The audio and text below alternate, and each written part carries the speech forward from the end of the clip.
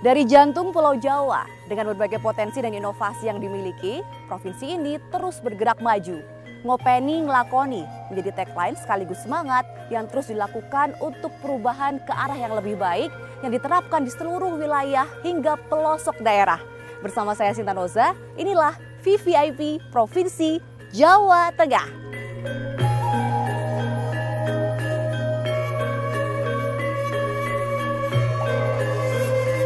Provinsi Jawa Tengah terdiri dari 29 kabupaten dan 6 kota. Inilah tanah yang dianugerahi sejuta pesona. Dari lereng-lereng hijau, hasil laut yang melimpah, candi-candi bersejarah, hingga tradisi budaya yang terus hidup bersama masyarakatnya yang ramah dan bersahaja. Kesuburan alam menjadikannya lumbung padi, mengalirkan kesejahteraan bagi banyak keluarga. UMKM tumbuh kuat, industri berkembang pesat, membuka peluang dan harapan baru. Jawa Tengah juga menjadi jalur perlintasan vital yang menghubungkan barat dan timur Pulau Jawa. Kini, 2 infrastruktur tol baru akan segera selesai. Perjalanan wisata maupun logistik menjadi semakin cepat dan semakin mudah. Jawa Tengah, tempat di mana keindahan, kehidupan, dan kemajuan berpadu menjadi satu. Nah pemirsa, saat ini saya sudah berada di kediaman dari Gubernur Jawa Tengah Bapak Ahmad Lutfi. Sembari kita pagi-pagi menikmati suasana di Kota Semarang, Jawa Tengah, saya ingin melihat bagaimana rutinitas pagi seorang Ahmad Lutfi sebelum memulai aktivitasnya sebagai seorang gubernur. Nah, pas banget beliaunya lagi di sini. Ya, Assalamualaikum Bapak. Selamat pagi. Salam kenal Bapak, kami dari Kompas TV, saya Sinta. Boleh izin bergabung Pak, lagi ngeteh ya? Ngeteh. Iya, kita duduk santai nih. Ini lantai 2-nya ya Pak ya? Lantai 2 semacam ada kanopi di atas gitu ya. Teras untuk menikmati suasana pagi hari di Semarang yang indah ini.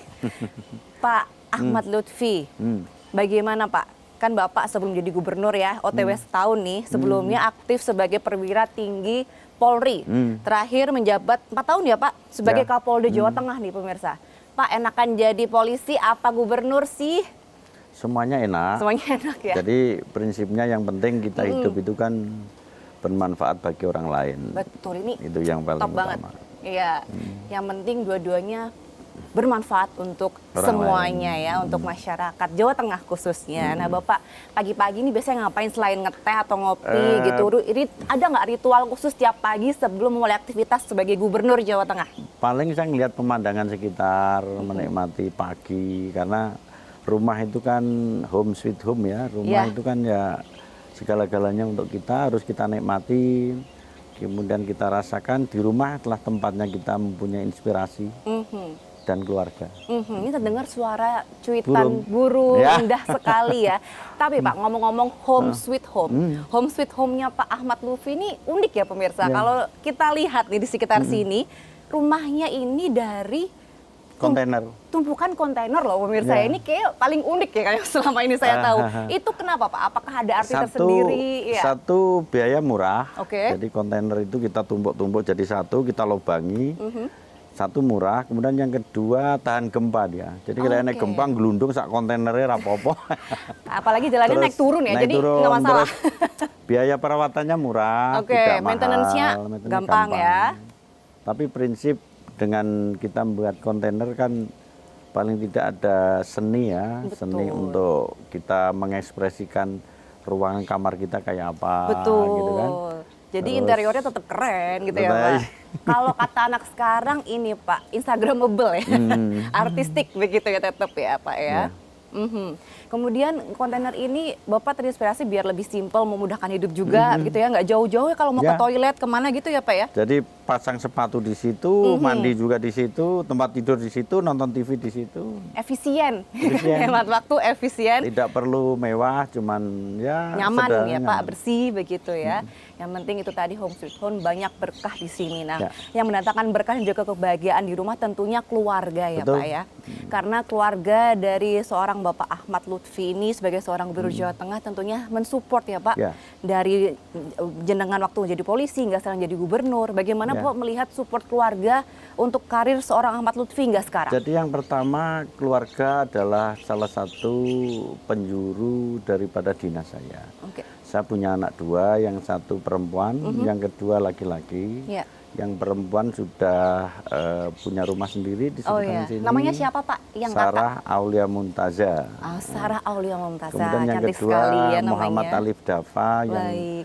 anak saya ini mempunyai kebutuhan khusus. Ya. Yang nomor 2 ya? Nomor 2. Panggilannya Kakak Alif ya Pak? Ya, Kak Alif. Betul. Iya, saya sering lihat di sosmednya Ya. Bapak dengan Kak Dan Alif. ini menjadi inspirasi saya untuk apa ya? Untuk betul-betul bahwa anak merupakan titipan dari Allah SWT yang harus kita selalu dampingi, Iya. kemudian harus kita bahagiakan, apapun konsekuensinya, bahwa anak adalah merupakan kebanggaan keluarga. Dan saya tidak akan malu kemanapun anak saya menjadi suatu inspirasi saya untuk hidup sehat, kemudian berkarir dan berkarya. Dan itu semua untuk anak. Masya Allah ya, jadi memang anak adalah titipan dari Allah Subhanahu Wa Taala, Tuhan Yang Maha Esa ya Pak. Harus diberikan kasih sayang, diberikan perhatian 100% ya, baik Ya. untuk Kakak Sarah ataupun Abang Alif di sini. Tapi Abang Alif mungkin memang membutuhkan perhatian yang super atau lebih Ya. ya. Saya suka melihat di sosial media Bapak juga, Bapak sangat dekat dengan putranya yang memiliki kebutuhan khusus. Ya. Penuh perhatian, penuh cinta, terlihat sangat natural. Nah, Bagaimana Bapak merawat sosok Kakak Alif dan juga membagi waktu sebagai seorang gubernur Bapak? Salah satu sisi itu menjadi semangat kita pada saat kita rutinitasnya penuh, maka kita dengan melihat anak jadi semangat lagi. Semangat Kemudian lagi ya, yang capeknya kedua, hilang ya Pak? yang kedua ada tuntutan anak. Kadang-kadang kalau kita nggak pulang, justru anak sebagai kualifikasi kontrol. Pulang jam berapa, tidur Iya. sama siapa. Iya. Meskipun tiap hari yang ditanya itu juga sudah memberikan semangat untuk saya. Betul, Saya betul, harus Pak. cepat pulang. Saya harus sudah makan belum dia, sudah mandi belum, sudah jalan-jalan belum. Iya. Itu sederhana bagi anak, cuman itu sebagai menit waktu yang bagi saya itulah hasil capek lelahnya kita bekerja untuk anak. Itu luar biasa sih Bapak. Kita tahu ya bagaimana sibuknya seorang Jateng 1 Gubernur Jawa Tengah, di tengah kesibukannya masih setiap hari loh menyempatkan waktu untuk Mandikan dia. quality time, memandikan, menemani Ngasih jalan-jalan, ngasih nyuapin juga Nyuapin, Pak. ya. Ini kalau bisa tepuk tangan ya saya Pak. Bapak luar biasa, sehat-sehat ya Bapak ya. Karena begini, jadi almarhum istri saya itu berpesan Iya. sebelum meninggal ya, saya titip abang. Iya. Jadi amanah itu yang sampai sekarang saya pegang, sehingga abang adalah anak saya segala-galanya, mengalahkan semuanya. Mengalahkan semuanya. Mungkin ini juga salah satu berkah kesuksesan Bapak juga karena keluarga itu tadi ya. Nah Bapak, pelajaran hidup yang paling berharga yang menurut Bapak pernah atau sudah dilakukan selama ini terkait juga mungkin dengan keluarga, abang dan juga lain sebagainya. Seperti apa Pak? Jadi prinsip saya itu sebaik-baik manusia adalah bermanfaat bagi orang lain. Dan representasi bermanfaat orang lain atau masyarakat adalah bermanfaat dari keluarga dulu. Dari keluarga itulah kalau kita bisa membuat senang anak, membuat bahagia anak, meskipun itu sifatnya sederhana, kalau dijabarkan secara general itu bisa untuk masyarakat yang lain. Setuju, Jadi Pak. kalau hidup kita itu bisa manfaat untuk keluarga, otomatis dengan orang lain secara tidak langsung. Jadi tidak boleh kita itu jumowo, sombong, adigang adigung, karena kita punya birokrasi, terus tidak boleh sakwa sangka. Jadi selalu positive thinking untuk keluarga maupun masyarakat, sehingga secara tidak langsung kita akan berguna untuk keluarga dan masyarakat kita. Dimulai dari keluarga, bermanfaat, berguna, memberikan kasih sayang tulus, otomatis nanti Bapak sebagai pelayan masyarakat ya Betul. Pak juga melakukan hal yang sama begitu ya Pak untuk masyarakat Jawa Tengah. Jadi selain mengurus keluarga, Bang Alif, Kakak Sarah, juga mengurus seluruh masyarakat Jawa Tengah. Amin. Ya Bapak, jika berkaitan lagi masih dengan keluarga, kemudian kebijakan Bapak sebagai seorang gubernur, apakah ada kebijakan-kebijakan Bapak ini yang juga menginspirasi Bapak membuat kebijakan dari keadaan yang ada di keluarga begitu Pak? Rekan-rekan yang memiliki kebutuhan khusus, saudara-saudara kita di luar sana, Betul. dan juga lain Jadi, sebagainya. Bahkan saya diangkat menjadi Bapak Disabilitas di Provinsi Jawa Tengah. Wah, keren Jadi banget. coba kau membayangkan disabilitas kita ini jumlahnya banyak, di Ya. masing kabupaten kota ada. Mereka saya kasih keterampilan di Ya. masing-masing kecamatan berdaya, sehingga dia punya keterampilan khusus, secara tidak langsung kalau dia punya keterampilan, BUMN kita siap mencari kerja bagi masyarakat yang punya kebutuhan khusus 2% dari yang dia lakukan. Dan ini kita lakukan. Kemudian yang kedua, event-event tertentu bagi kelompok disabilitas kita juga kita kasih bantuan terkait dengan hukum, bantuan modal, bantuan keterampilan, sehingga secara tidak langsung mereka mempunyai kesempatan untuk berdaya seperti masyarakat normal pada umumnya. Baik, jadi memang sangat difasilitasi ya, terinspirasi dari keluarga sendiri, keluarga terdekat, dan itu juga diberikan perhatian yang sama untuk seluruh masyarakat Jawa Tengah. Karena memang saudara-saudara kita yang disabilitas ini juga memiliki hak dan peluang yang harusnya sama dengan saudara-saudara kita yang lain yang mungkin diberikan kelebihan normal. Karena biasanya saudara kita ini menurut saya istimewa, Pak. Istimewa dan luar biasa. Kadang-kadang orang malu punya keluarga yang disabilitas, malu punya keluarga yang punya kebutuhan khusus, itu justru mereduksi, mempersempit wawasan dia. Pada dasarnya manusia terlahir itu kan sama. Iya, setuju Pak. Sehingga secara tidak langsung itulah yang kita lakukan kepada anak kita dengan siapapun. Setuju Pak. Sehingga manusia dididik tidak boleh sombong kalau kita punya kebutuhan yang lebih. Setuju Pak, kita semua sama di mata Tuhan ya Pak ya. Bagaimanapun kondisinya sesama manusia begitu ya Pak. Tantangannya apa sih Pak sejauh ini yang Bapak rasakan untuk menciptakan penyamaan peluang hak untuk disabilitas dan juga kesejahteraan untuk secara masyarakat umum di Jawa Tengah? Memang beda. Kelompok kebutuhan khusus, perempuan berdaya, itu beda dengan masyarakat pada umumnya. Oleh karena itu, kesempatan kerja yang diberikan adalah keterampilan-keterampilan yang terkoneksikan dengan suatu industri atau perusahaan yang ada. Sehingga mereka juga kita katakan minimal dia bisa mandiri untuk diri sendiri. Nah itu ya Pak, kuncinya adalah seluruh rakyat Indonesia, khususnya juga warga Jawa Tengah, termasuk yang normal ataupun adik-adik, saudara-saudara kita yang disabilitas, harus berdaya. Tetap harus berdaya dan juga bisa berdiri, berdikari di kaki mereka sendiri. Tidak begitu boleh ya, Pak, ya? kecil hati dan patah semangat. Betul, jadi memang itu adalah, jadi ini juga membuat Bapak semakin sensitif, semakin dekat, berempati begitu ya Pak, kepada masyarakat juga. Baik Bapak, bagaimana sih caranya, kan pasti saya bayangin aja sibuk banget ya pasti ya pemirsa ya, ngurus keluarga iya, ngurus warga Jawa Tengah iya gitu ya Pak. Bagaimana menyeimbangkan waktu sebagai seorang ayah, figur Bapak dan juga figur Bapaknya masyarakat Jawa Tengah nih Pak? Jadi kita bekerja itu dengan jadi diri kita sendiri. Jadi bekerja itu dari kita sendiri, tidak usah membuat prediksi seperti orang lain. Jadilah pemimpin yang dirinya sendiri, terus bekerja dengan nothing tulus, dengan hati. Jadi tidak ada keterpaksaan, karena jabatan itu amanah. Dan yang bisa membuat bahagia itu bukan karena jabatan, tetapi bagaimana kita ini bisa berkontribusi kepada jabatan itu, baru itu namanya bahagia. Setinggi apapun jabatan seseorang, kalau dia tidak bisa membuat kontribusi untuk jabatan itu, tidak bermanfaat untuk kegiatannya. Setuju banget Pak Luhut. Sehingga mengalir aja apa adanya. Mengalir aja, nanti tulus, yang penting ikhlas, jalannya happy ya Pak ya. Nanti pasti kita ngelakuinnya positif, hasilnya juga akan positif begitu ya Pak ya. Kalau bahasa Jawanya tidak kemerungsung. Oke, yang artinya adalah tulus ya. Baik, biar pemirsa paham nih Pak. Baik Pak Luhut, terima kasih banyak. Jadi saya juga terinspirasi juga dari yang disampaikan Pak Luhut, filosofi hidup dan juga lain sebagainya. Nah setelah ini Bapak mau kegiatan kemana lagi nih Pak? Yang pertama saya nanti akan ke pasar untuk ngecek terkait dengan bahan pokok penting menjelang Natal dan Tahun Baru. Kita lakukan pengecekan di pasar-pasar wilayah Semarang. Kita cek harga menuju Natal apakah mahal atau normal ya Pak? Oke, saya boleh izin ikut boleh ya Pak kegiatan Bapak beberapa hari ini? Boleh. Oke, kalau gitu tetap bersama kami ya pemirsa di VVIP Kompas TV.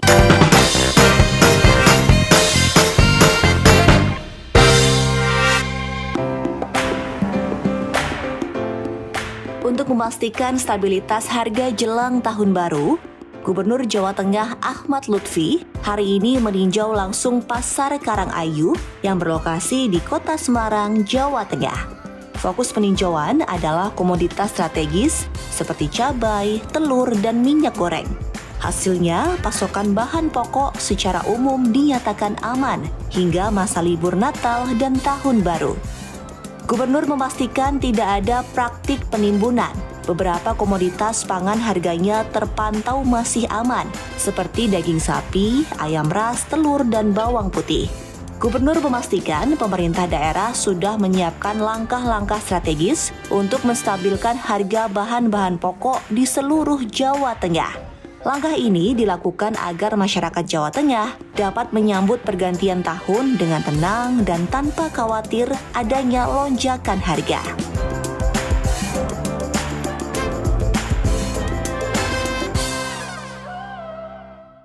Ya pemirsa, tadi kan sudah kita saksikan bersama ya bagaimana kedekatan Gubernur Jawa Tengah Bapak Ahmad Lutfi langsung menyapa, meninjau langsung di pasar, salah satu pasar di Semarang, mendengar keluhan warga, masukan juga dari warga ya Pak ya, satu juga untuk menekan inflasi. Bagaimana Bapak melihatnya ini Pak? Pasar merupakan salah satu komunikasi sosial yang paling efektif ya, karena di pasar itu ibu-ibu bangun tidur yang dipikir adalah pasar, karena di situ ada kebutuhan bahan pokok yang harus dipenuhi di masing-masing keluarga, sehingga kalau kita melakukan kesehatan suatu keluarga, kesehatan masyarakat ya di pasar tempatnya. Makanya saya gandeng bulognya, kemudian kepala pasarnya, seluruh OPD kita terjunkan. Untuk apa? Untuk melihat perkembangan harga-harga bahan pokok penting, apalagi menjelang Nataru, tahun Betul, baru. Natal dan tahun baru ya, karena ini sudah di akhir-akhir tahun, menjelang hari besar dan juga pergantian tahun, biasanya harga tuh melonjak gitu ya Pak ya. Nah ini makanya langsung didatangi oleh Pak Gubernur, melihat nyatanya seperti apa ya Pak. Harapannya juga bisa turun dan kembali normal ya Pak. Sejauh ini bagaimana harga-harga bahan pokok di sini? Harga bahan pokok sudah mulai naik, terutama cabai keriting, cabai merah sudah ada mendekati 83.000. Ya. Padahal kalau kita tahu harganya hampir ya rata-rata dari petani kan sudah 65.000. Makanya JTAP lewat BUMD kita nanti kita terjunkan untuk melakukan operasi pasar, mengambil harga di petani yang tinggi nggak apa-apa, tetapi dijual dengan harga murah. Nah itu ya Pak, biar win-win solution, Ya, kan mensejahterakan semuanya ya Pak. Nah juga bagaimana dari Bulog Bu tanggapannya dengan harga bahan pokok ini menjelang Nataru? Sambil ngopi silakan Pak. Bagaimana Bu? Terima kasih Bu, izin Pak Gubernur. Jadi menjelang Nataru ini kami dari Bulog siap dengan stok kami untuk terus menyalurkan beras ke tengah-tengah masyarakat, khususnya karena beras ini adalah bahan pangan pokok. Apabila ada kenaikan harga beras, maka kami harus intervensi supaya terus stabil. Stok yang dikuasai oleh Bulog Provinsi Jawa Tengah ini sangat mencukupi. Ada sekitar 360.000 ton setara beras, dan ini cukup untuk memenuhi kebutuhan 8 bulan penyaluran ke depannya. Dan bantuan pangan saat ini juga masih terus disalurkan, sudah 60% berjalan, insya Allah semua yang berhak akan menerima. Berarti aman ya Bu, insya Allah Aman stok sekali, aman, ya. pendistribusian juga aman, gitu ya Pak Aman, Gubernur? aman. Jadi Jawa Tengah aman ya? Alhamdulillah, Ya, disupport ya, oleh insya semua stakeholder, Bulog Ya. juga, semuanya ya Pak ya. Nah, saya juga mau bincang lebih lanjut dengan Pak Lutfi nih selaku Gubernur Bapak. Bapak kan punya visi ketika menjadi Gubernur Jawa Tengah periode ini yang baru jalan OTW setahun ya Pak ya? Belum ya, baru bukannya OTW nih Mas Yan Pak, Iya, perjalanan. masih 10 bulan. Masih 10 bulan. Nah saya suka ini pemirsa, beliau punya visi atau punya tagline adalah ngopeni ngelakoni. Itu filosofinya seperti apa Pak, bisa dijelaskan? Kalau kita ngopeni itu harus melihat ya, melihat seluruh permasalahan-permasalahan di masyarakat itu adalah ngopeni. Bentuk ngopeni itu ketanggap segeraan seorang pejabat, baik itu gubernur, bupati, nah perlu sampai lurah lah ya. Dia harus bisa ngopeni. Ngopeni itu tahu permasalahan warga. Permasalahan apapun dari mulai sandang, pangan, papan. Kalau sudah tahu permasalahannya maka harus ngelakoni, harus menyelesaikan permasalahan itu. Jadi ngelakoni ini adalah bagaimana dia bikin namanya scientific problem, menyelesaikan permasalahan-permasalahan sosial yang telah diadili dari hasil ngopeni tadi. Jadi setelah diopeni kita ngelakoni, artinya menjalankan permasalahan-permasalahan masyarakat. Nah, salah satu syaratnya ya kita harus sering turun ke wilayah. Nah salah satunya ngopeni ngelakoni ya saat ini nih Pak ya. Langsung terjun melihat keadaan harga bahan pokok, apalagi menjelang Nataru, melihat langsung berbincang dengan masyarakat dan sangat dekat ternyata. Sangat excited ya, tadi terlihat warga berjumpa dengan Bapak. Tadi ada yang bilang, Bapak ternyata aslinya lebih ganteng gitu ya. Luar biasa ya Pak. Bener betul ya, setuju ya Bu ya? Setuju. Nah kita berbicara lagi juga dengan program Bapak yang lain, diantaranya tentunya yang juga termasuk opening lakoni ya Pak, yaitu di bidang kesehatan Pak. Ada namanya spelling nih pemirsa, dokter spesialis keliling, betul ya Pak? Betul. Itu seperti apa Pak programnya? Jadi kita mengetahui bahwa pelayanan kesehatan merupakan kebutuhan dasar masyarakat. Kebutuhan layanan dasar itu diantaranya di samping pendidikan adalah kesehatan. Maka apa? Kesehatan yang paling ujung itu harus di wilayah desa. Desa-desa itu belum pernah tersentuh oleh pelayanan kesehatan yang paripurna. Maka kita terjunkan namanya spelling. Spelling itu spesialis dokter keliling. Coba bayangin dari 8.760 desa, kita datangkan dokter spesialis-spesialis yang dia berjalan di seluruh desa. Itu menandakan jemput bola, sehingga masyarakat jadi senang karena dia diperiksa dari mulai penyakit dalam, kemudian THT, kemudian kandungan, termasuk termasuk penyakit-penyakit jiwa, yang itu semua adalah untuk masyarakat di basis desa. Hari ini sudah hampir 9 juta masyarakat kita terlayani di 470 desa. Artinya ini selaras dengan program Bapak Presiden memberikan pelayanan gratis kepada masyarakat. Setuju Pak, karena memang kesehatan, pendidikan itu adalah hal yang basic yang memang wajib masyarakat ini mendapatkannya, hak kita semua begitu ya Pak. Dan bahkan nih pemirsa ya, Litbang Kompas menunjukkan hasil kepuasan masyarakat sebanyak 95,8% puas dengan program spelling tersebut. Luar biasa, tepuk tangan boleh loh Bu ya. Jadi memang itu yang dirasakan oleh masyarakat. Sejauh ini apa Pak? Bapak kan sering terjun juga ya. Kata masyarakat seperti apa tentang program spelling ini? Katanya pengalaman yang paling menarik apa nih Pak?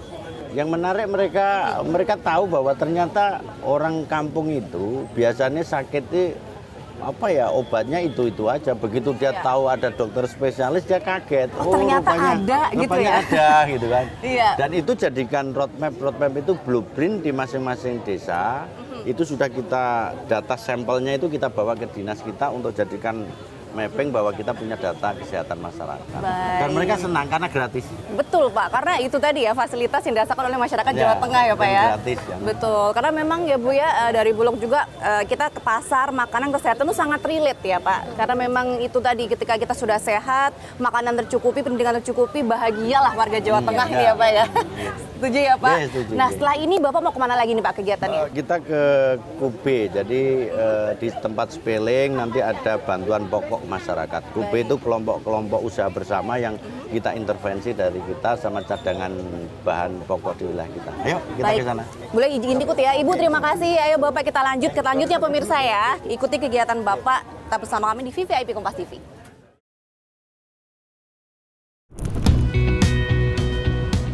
Lonjakan harga kebutuhan pokok menjelang hari raya besar selalu menjadi tantangan bagi masyarakat, terutama bagi mereka yang berada di lapisan ekonomi rentan. Namun pemerintah Provinsi Jawa Tengah bergerak cepat. Gubernur Jawa Tengah Ahmad Lutfi turun tangan menjadi saksi dan inisiatif pro rakyat Gerakan Pangan Murah GPM di Balai Kelurahan Krobokan, Kecamatan Semarang Barat. Dalam suasana yang hangat dan penuh keakraban, warga berbondong-bondong memanfaatkan kesempatan emas ini. Beras, minyak goreng, gula, telur, hingga cabai dan bawang semua dijual dengan harga yang jauh lebih terjangkau dibanding harga pasar. Tujuan Gubernur Lutfi jelas, menjaga stabilitas harga sekaligus memastikan daya beli masyarakat tetap terjaga menjelang Natal dan Tahun Baru atau Nataru.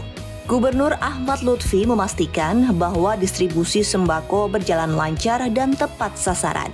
Beliau menekankan bahwa upaya ini adalah komitmen nyata pemerintah Provinsi Jawa Tengah untuk meringankan beban rakyat.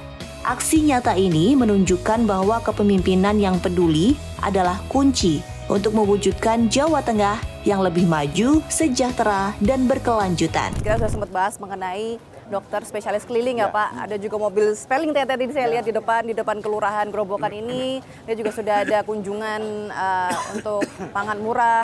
Kemudian Pak, yang juga berkaitan juga dengan kesehatan dan juga kesehatan masyarakat sesuai dengan tagline yang Opening Lakoni adalah perbaikan rumah tidak layak huni Pak. Nah itu seperti apa program Bapak? Rumah tidak layak huni ini adalah satu KK, satu rumah layak huni. Artinya backlog Jawa Tengah itu kan 1.320.000. Ya. Yang 1 juta itu rumah layak huni yang harus kita lakukan. Rumah layak huni itu apa? Mereka rumahnya kita intervensi, dana dari APBD kita adalah 20 juta. Baik. Jadi syaratnya adalah mereka masyarakat yang rumahnya rumah sendiri, kemudian kita perbaiki, yang jumlahnya untuk 2025 itu hampir 17.000 rumah layak huni kita perbantukan. Sehingga secara tidak langsung masyarakat kita akan menikmati rumahnya sudah layak huni bagi yang kita intervensi. Karena itu juga tentunya meningkatkan kualitas hidup masyarakat Jawa Tengah ya Pak ya. Betul. Nah dari dengan rumah layak huni, kemudian pangan murah, adanya spelling tadi, Kesehatan. insya Allah semuanya bahagia, sehat, sejahtera begitu ya Pak masyarakat Jawa Tengah ya Pak ya. Kemudian Bapak dampaknya dari masyarakat apakah terlihat dari mungkin peningkatan pendapatan masyarakat atau seperti apa Bapak? Yang pertama kita reduksi angka kemiskinan. Jadi layanan dasar dari mulai sandang, pangan, papan, kesehatan dan pendidikan, maka secara tidak langsung Jawa Tengah hari ini sudah angka kemiskinannya turun dari 9,58 menjadi 9,48. Wah itu suatu prestasi ya pemirsa, perlu kita apresiasi alhamdulillah. tentunya. Ini kerja-kerja kolaboratif tidak hanya provinsi, kabupaten, kota, bahkan sampai di desa kita lakukan bersama-sama. Padahal beliau baru OTW setahun loh. Harapannya nanti semoga penuh sampai 5 tahun semakin turun lagi ya Pak angka kemiskinan amin, ya. amin. Bahkan pemirsa juga pemerintah Provinsi Jawa Tengah juga mendapatkan penghargaan ya kategori peningkatan akses dan kualitas layanan kesehatan terbaik loh dari Kementerian Dalam Negeri. Ini juga perlu diapresiasi Bapak. Bagaimana Pak menanggapi penghargaan yang didapatkan ini? Itu sebagai pemacu kita untuk lebih memberikan pelayanan karena birokrasi kita itu birokrasi yang melayani. Setuju Pak. Jadi bukan untuk dilayani, tapi birokrasi dari mulai Pemprov, Pemda, bahkan di desa itu adalah bagaimana birokrasi kita memberikan pelayanan kepada masyarakat, menyelesaikan permasalahan masyarakat, itu baru birokrasi kita. Setuju Pak. Jadi itu tadi ya tugasnya ASN, gubernurnya dia melayani masyarakat. Setuju ya Pak ya. Ini ada adik tuh sehat-sehat ya.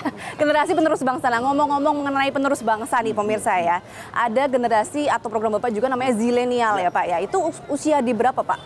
16 sampai 30 tahun ya? Ini hampir 56%. Oke. 56% Provinsi Jawa Tengah adalah kelompok zilenial yang nantinya harapannya adalah bonus demografi 2045 nanti menjadi Indonesia emas, diantaranya adalah Jawa Tengah. Maka apa yang kita lakukan? Maka generasi zilenial kita kasih kartu zilenial yang gunanya adalah bisa dilakukan kegiatan di masing-masing kecamatan yang dilakukan program-programnya dari Dinas Tenaga Kerja kita, dari Dinas Sosial kita, maupun dari kementerian, yang anak-anak dengan kartu itu bisa mengekspresikan segala kemampuan yang dia punyai, sesuai dengan bakatnya. Misalnya ada petani milenialnya, contohnya membuat ekonomi kreatif bagi dirinya sendiri dan orang lain. Dan ini kita gunakan untuk agar masa depan anak-anak zilenial kita sudah mempunyai bekal bagi dirinya sendiri, karena anak-anak zilenial kita adalah anak-anak yang kreatif, yang dia maunya instan dan segera dilakukan. Dan itu kita tangkap dengan adanya kartu.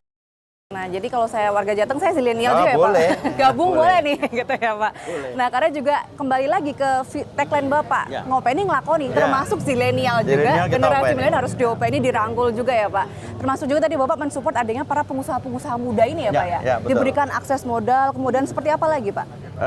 Untuk pengusaha muda kan sudah ada HIPMI, kemudian ada Kadin, di mana mereka harus melakukan intervensi terkait dengan investasi. Kalau kelompok-kelompok masih mikro itu ada UMKM. UMKM di Jawa Tengah itu hampir 4,2 juta, mulai mikro, kemudian menengah, kecil, yang itu harus kita openi semuanya. Semuanya, semua lini, semua usia diopeni, dirangkul oleh Pak Gubernur dan juga jajaran OPD Pemerintah Provinsi Jawa Tengah ya Pak. Lanjut lagi kemana selanjutnya Pak? Kita mau ngecek BMKG untuk ramalan cuaca dan potensi-potensi yang nanti jangan sampai Nataru tidak tahu tentang ramalan cuaca yang kita lakukan. Nah oke, kita lanjut. Saya izin ikut ya Pak. Iya, Tetap boleh, bersama boleh. kami Iya. di VVIP Kompas TV.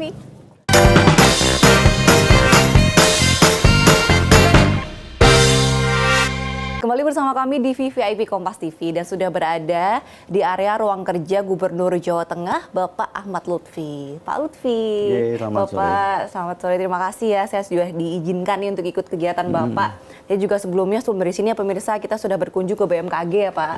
Kemudian Bapak juga sudah memimpin rapat koordinasi dengan jajaran Forkopimda di wilayah Jawa Tengah terkait persiapan Natal dan Tahun Baru Pak. Betul. Karena kan itu sangat banyak yang harus disiapkan ya Pak ya, banyak hal-hal yang perlu disiapkan untuk kenyamanan masyarakat Jawa Tengah mempersiapkan Nataru tersebut. Tapi kita terkait cuaca dulu nih Pak, karena kan di bulan-bulan akhir tahun nih, Desember mau Januari itu kan seringnya hujan, takutnya ada bencana, airnya meluap jadinya banjir. Nah kalau di wilayah Jawa Tengah sendiri seperti apa Pak kondisinya? Memang Jawa Tengah ini terkenal adanya minimarket bencana. Dia ada longsor, ada banjir, ada erupsi Gunung Merapi, kemudian kalau kering ada kebakaran hutan dan lain sebagainya. Sehingga kita sudah memetakan dengan 30 kabupaten kota terkait dengan ketanggap segeraan di masing-masing wilayah. Ya. Yang perlu disiapkan, jadi yang paling utama adalah akar rumput yaitu basis desa. Jadi di desa-desa ini yang ada potensi adanya bencana, mereka kita latih menjadi desa tanggap bencana. Itu hampir ada 112 desa tanggap bencana yang itu bisa kita gerakkan suatu saat bagi mereka relawan-relawan kita. Itu yang paling utama. Kemudian yang kedua, para bupati wali kota dengan Forkomindanya sudah melakukan pelatihan.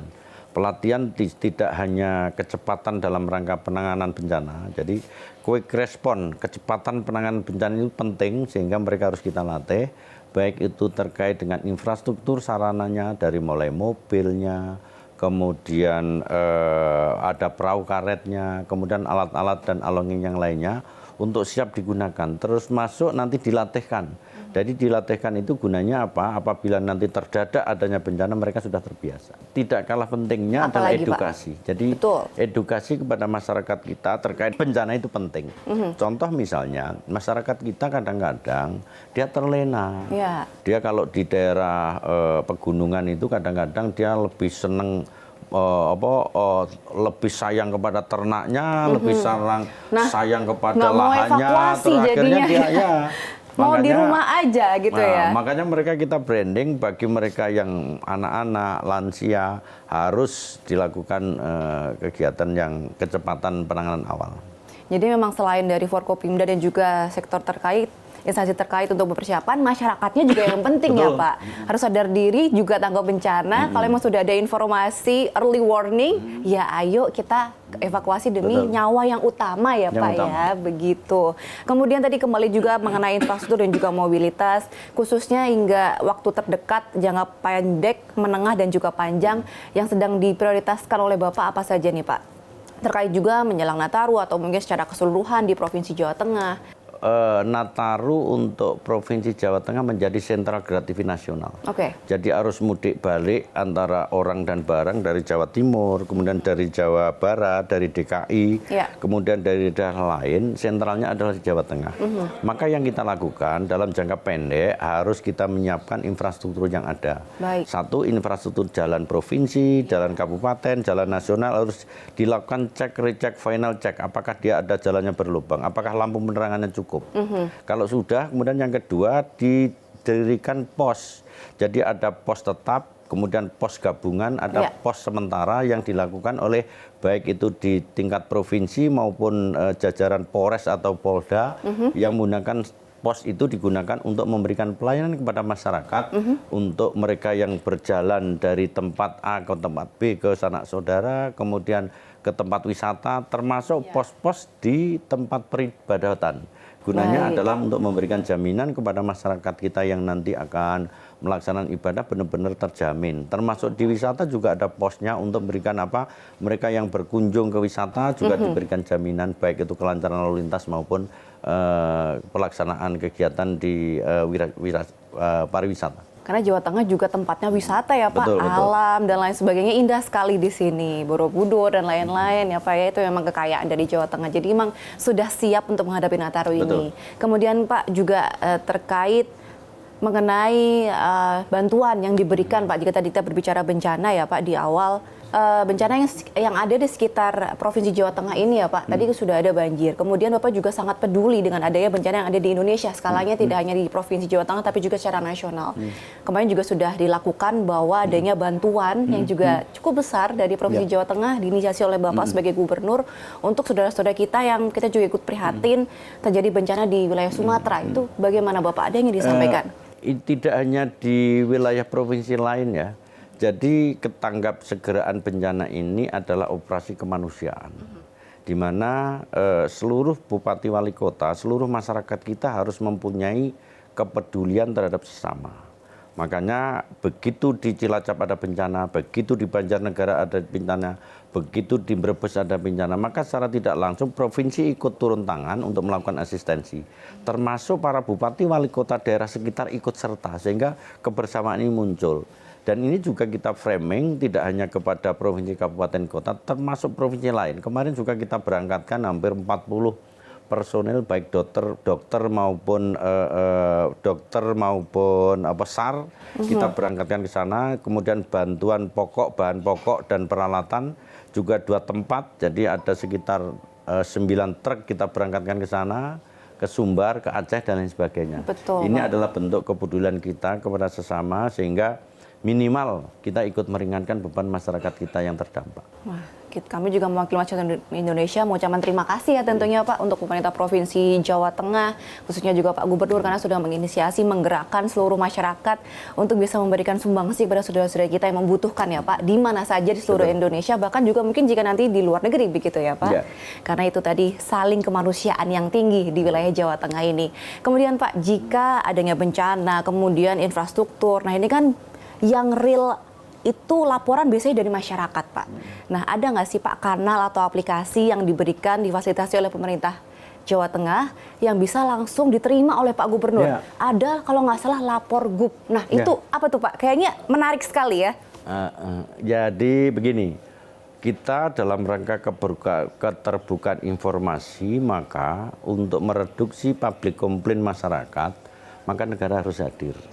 Caranya adalah melakukan komunikasi publik yang bisa diterima oleh seluruh masyarakat secara langsung maupun secara elektronik. Kalau secara langsung rumah gubernur sebagai rumah rakyat, jadi siapapun boleh datang. Boleh hadir. Boleh hadir di tempat ya kita. Pak. Berarti setiap hari open house. Boleh. Silahkan ya. Itu tidak cukup, maka Bakorwil menjadi sentral pengaduan. Jadi masyarakat kita yang jauh dari Semarang, maka di Solo Raya ada Bakorwilnya, boleh lapor ke sana. Baik. Kemudian di Banyumas Raya juga ada namanya Bakorwil Banyumas. Maka kalau dia datang ke Semarang jauh, bisa mengadu di sana. Kemudian di Pekalongan Raya juga ada Pekalongan Bakorwilnya, dia bisa mengadu ke sana. Ya. Secara langsung bisa. Kemudian yang kedua juga secara media sosial. Baik. Jadi seluruh OPD kita sudah kita lengkapi proses pengaduan sesuai dinasnya masing-masing. Jadi dinas-dinas kesehatan, dinas tenaga kerja, kemudian dinas-dinas OPD yang lain sudah membuat kanal 1 kali 24 jam membuka aduan masyarakat dan harus dijawab saat itu. Itu via apa Pak? Apakah sosial media, call center, WA? Call center sudah ada teleponnya masing-masing. Jadi memang call center 24 jam akan langsung diterima oleh Pemprov dan langsung direspon ketika itu juga. Jadi silakan ada masukan, keluhan, apapun bisa langsung disampaikan lewat lapor gub tadi ya Pak. Dan juga di masing-masing Bakorwil juga sudah ada. Nah Pak, kalau menurut Pak Gubernur nih, yang paling sering dikeluhkan masyarakat selama yang Bapak tahu dan juga mungkin yang paling unik nih, apa Pak Gubernur laporan dari masyarakat? Ya, kondisi jalan, kemudian banjir, kemudian ada juga terkait dengan proses tenaga kerja, karena itu adalah layanan dasar masyarakat yang harus dipenuhi. Kadang-kadang masyarakat kan tidak mau tahu Mbak, bahwa misalnya ini ada jalan provinsi, kewenangan provinsi, ini ada jalan nasional, kewenangan nasional, ini ada jalan kabupaten, ada kewenangan bupati. Tetapi masyarakat taunya jalan ini harus jadi. Jalan ini harus halus. Nah ini kadang-kadang saya harus segera menjawab dengan melakukan koordinasi dengan kabupaten kota. Masyarakat nggak akan tahu bahwa ini jalannya yang harusnya kewajibannya kabupaten, nggak tahu, taunya jalannya halus. Gitu. Baik, termasuk juga terkait dengan bencana-bencana yang sudah ada, sering dia melakukan koordinasi dengan kita dan pasti harus kita jawab. Langsung ya dijawab dan yang penting adalah real action penyelesaiannya secara nyata ya Pak ya. Betul. Karena itu harapan seluruh masyarakat Jawa Tengah juga tentunya begitu ya Pak Gub ya. Itu tadi ya seringnya ada laporan mengenai bencana, kemudian infrastruktur gitu ya. Ada nggak sih Pak, siapa tahu tuh kan masyarakat macam-macam ya. Yang curhat gitu misalnya, ada nggak Pak? Banyak. Misal mau curhat ke Pak Gub nih lewat lapor Gub atau ke rumah Pak Gub gitu. Bagaimana Pak? Untuk sementara ini ya yang banyak tenaga kerja ya, karena kesempatan kerja di tempat kita ini saya pengen masyarakat kita itu siap pakai. lowongan pekerjaan di Jawa Tengah itu banyak, tetapi yang tidak banyak adalah sumber daya manusia tidak bisa mampu mereduksi untuk kesempatan kerja. Sehingga secara tidak langsung kami sudah koordinasi dengan hampir 88 kampus ya. Untuk mereka melakukan kolaborasi dengan kita untuk nanti anak-anak kita lulus itu sudah ada kanalnya untuk dilatih sesuai dengan company atau industri yang ada. Kemudian SMA vokasi di tempat kita banyak. Mereka harus siap kerja karena kita konekkan dengan industri di tempat kita. Kesempatan kerjanya apa? Mereka harus langsung bisa kerja. Yang tidak kerja kadang-kadang umurnya itu kurang memenuhi. Orang anak 17 tahun pengen kerja misalnya. Saking semangatnya itu semangatnya. Ya. Mau kerja. Sehingga mereka betul-betul terdelivery dan kemampuannya ada. Kalau itu tidak cukup maka BLK kita. Jadi BLK Badan Latihan Kerja kita baik itu tingkat nasional milik tenaga kerja, BLK tingkat provinsi, BLK kabupaten, BLK diciptakan untuk apa? Untuk membuat peluang tenaga kerja yang siap pakai. Nah. Jadi nggak ada istilahnya BLK kita itu hanya kursus tok tapi nggak kerja dapat sertifikat, saya nggak mau. Harus bisa salurkan kepada kesempatan kerja. Termasuk kesempatan kerja kita gunakan di kecamatan-kecamatan berdaya, di mana itu programnya dari kita, baik itu untuk kelompok disabilitas. Disabilitas kita kasih kesempatan yang sama, begitu ya Pak ya? Perempuan berdaya, perempuan kurang berdaya, masukkan ke sana. Betul. Nanti kalau dia sudah ahli, di BUMD kita, di BUMN kita, di 2% bisa kita serap tenaga kerja dari mereka. Jadi itu tadi ya, selain infrastruktur, bencana juga ini yang menjadi sering tenaga kerja. Masukan atau keluhan dari masyarakat Jawa Tengah, dan itu sudah difasilitasi ya Pak. Betul. Ada balai latihan kerja yang harus terjun ke lapangan, diserap lulusan SMA, SMK, perguruan tinggi. Jadi diutamakan masyarakat Jawa Tengah dulu dan juga tentunya mendatangkan adanya investasi juga ya kalau seperti itu ya Pak ya. Jadi kita berbicara mengenai investasi yang ada di Jawa Tengah kan sangat besar gitu ya pemirsa ya, peluangnya sangat banyak. Nah salah satunya harapannya jika investasi banyak, perusahaan asing di sini ataupun perusahaan nasional juga, karyawannya, SDM-nya adalah warga Jawa Tengah. Bagaimana Pak mengenai iklim investasi juga di Jawa Tengah? Iklim investasi di Jawa Tengah lagi sangat menarik dan lagi menjadi idola daerah lain, termasuk dari luar negeri. Karena apa? Di Jawa Tengah ini iklim investasi sehat karena satu, tenaga kerja kita kompetitif. Yang kedua, keamanan, ketertiban dan kepastian hukum Jawa Tengah itu terjamin sehingga mereka nyaman. Yang ketiga adalah luas lahan kita luas. Kemudian yang keempat, birokrasi perizinan sudah kita pangkas dengan sistem OSS yang sekarang one gate system yang tidak bisa secara cepat harus segera kita lakukan. Sehingga ini yang menarik bagi kita. Tetapi yang tidak kalah pentingnya Mbak, di Jawa Tengah kita framing untuk menerima tenaga kerja yang padat karya. Padat karya ini perusahaan yang karyawannya banyak sehingga dapat mereduksi daripada pengangguran terbuka. Maka secara tidak langsung padat karya menjadi prioritas, tetapi tidak menutup kemungkinan padat modal. Karena padat modal ini dengan menggunakan tenaga mesin, modalnya banyak, karyawannya sedikit. Dan ini memerlukan sumber daya manusia yang betul-betul qualified, yang ini harus dengan skala prioritas. Tetapi padat karya menjadi skala prioritas yang pertama. Nah itu tadi ya, padat karya. Jadi intinya dari masyarakat Jawa Tengah yang penting niat, mau aja tingkatkan skill, kemampuan, pemerintah sudah menyediakan. Begitu ya Pak ya. Jadi saya semakin menarik deh, pengen tahu lebih banyak tentang Provinsi Jawa Tengah nih Pak. Jadi kalau gini Bapak selain ada agenda apa lagi, saya boleh ikut lagi ya Pak? Boleh, hari ini saya akan mengunjungi anak-anak kita, mahasiswa kita yang terdampak bencana. Anak-anak kita kan ada asramanya yang dari Aceh, dari Sumbar, dari Sumut, yang sekarang saya belum tahu, akan saya cek betul apakah dia kekurangan, mungkin sangunya telat, atau mungkin keluarganya yang di Aceh, di Sumut nanti terkena bencana, mau saya datangi, barangkali nanti Pemprov bisa membantu ya Pak? Membantu menjadi bapak asuh, anak asuh untuk kita. Kalau perlu minta keringanan rektor atau di mana dia kuliah untuk kita bersama-sama biar mereka bisa meringankan bencana yang dialami di keluarganya di daerahnya. Betul Pak. Baik Pak Gubernur. Kalau begitu kita lanjut ya Pak. Izin ikut kegiatan Bapak dan tentunya kita akan eksplor lagi pemirsa di Provinsi Jawa Tengah ini. Tetap bersama kami di VVIP Kompas TV.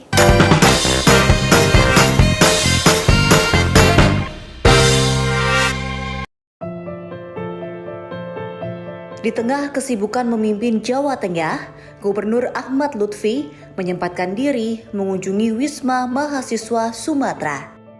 Di sana ia berdialog langsung dengan para mahasiswa yang keluarganya terdampak banjir besar di Sumatera.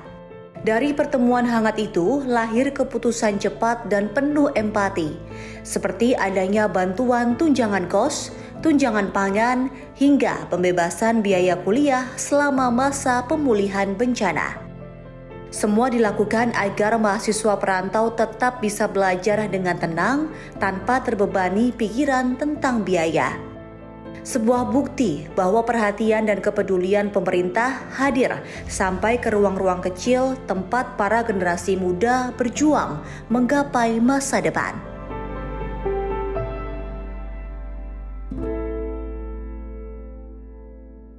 Kembali bersama kami di VVIP Kompas TV. Dari pagi terang hingga gelap, saya mengikuti kegiatan Gubernur Jawa Tengah Bapak Ahmad Lutfi. Ini sekarang juga sudah bersama dengan jajaran OPD ya. Di wilayah pemerintah Provinsi Jawa Tengah ada Pak Sekda, Pak Asisten 3, dan juga Kadiskominfo. Nah, kita sudah di suasana yang dingin ya Pak. Daerah mana nih Pak? Daerah Bandungan. Di daerah Bandungan, Ya, dataran Bandungan. tinggi ya. Kalau di Semarang kurang lebih 1 jaman lah ya Pak ya.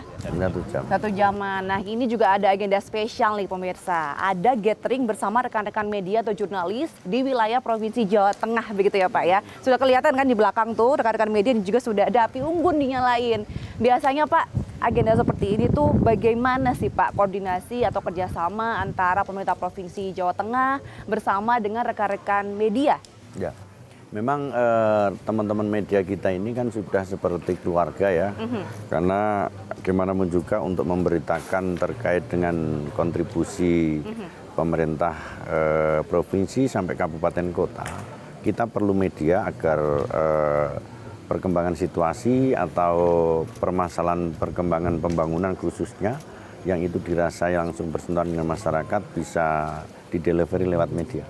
Betul Pak. Jadi ini ya kuncinya adalah kolaborasi ya Pak. Betul, Selain betul. dengan antar OPD, Forkopimda, stakeholder dan juga rekan-rekan media digandeng nih oleh Pemprov Jawa Tengah ya Pak ya. Kalau gitu lanjut yuk kita ke belakang sambil kita langsung ngobrol sama rekan-rekan media juga ya Pak. Kira-kira nih pemirsa rekan-rekan media nih mau mengusulkan apa ya? Ya, Langsung ya. ke Pak Gub mau curhat, mau sharing, kasih masukan apa untuk kemajuan Provinsi Jawa Tengah. Kita sapa dulu boleh nih. Oke, Selamat Assalamualaikum. malam teman-teman. Assalamualaikum.